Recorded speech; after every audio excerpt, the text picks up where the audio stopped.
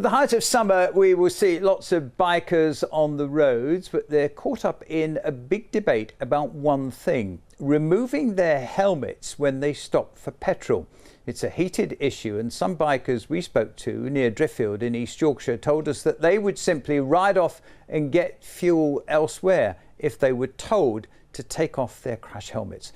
Simon Spark has more.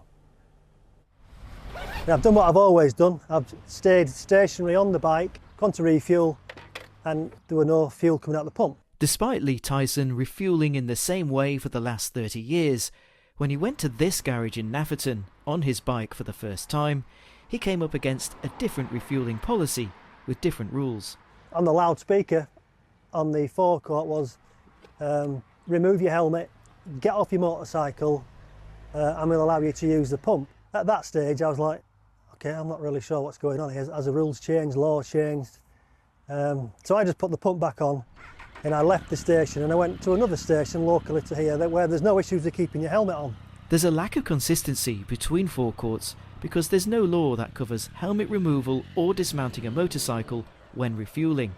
Instead, there are individual policies at individual filling stations, which is why Lee has a simple request. I have no issues with taking the helmet off, by the way. But if there was at the fuel pump a sign visually displayed saying you must remove your helmet, dismount, that would make it a lot easier.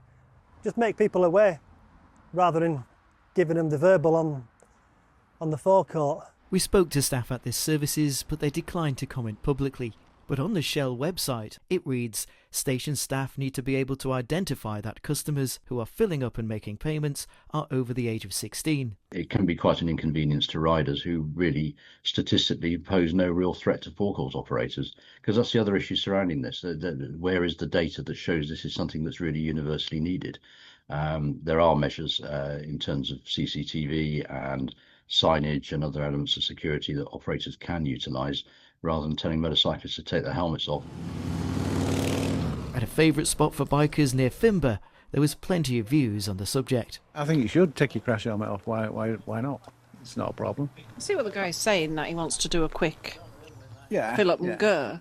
But, yeah. but safety features surely say that it makes more sense to take your helmet off. I normally wear earplugs. It's quite difficult to have a conversation with someone who's trying to shout at you through a tannoy.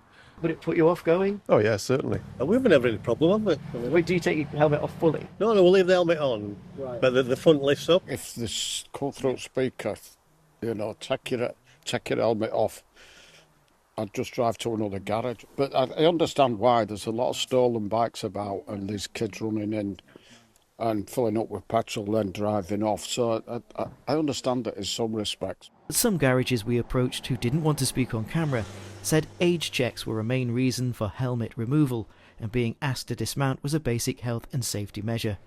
But Lee just wants more clarity on what the rules are at individual petrol stations. Simon Spark, BBC Look North, Nafferton. Yeah, real interesting one to talk about. Lots of response coming in. Tracy has just messaged saying, I think helmets should be removed at forecourts. If riders have nothing to hide, then they won't mind. It's safer for the cashiers and CCTV to see if anyone is stealing petrol or not. And this one from Damien says, I think helmets should always be removed as it helps identification. And just finally, this one from Carol said, here in France, full face coverings of any sort are banned in public places. Carol, watching the programme from France. Thank you.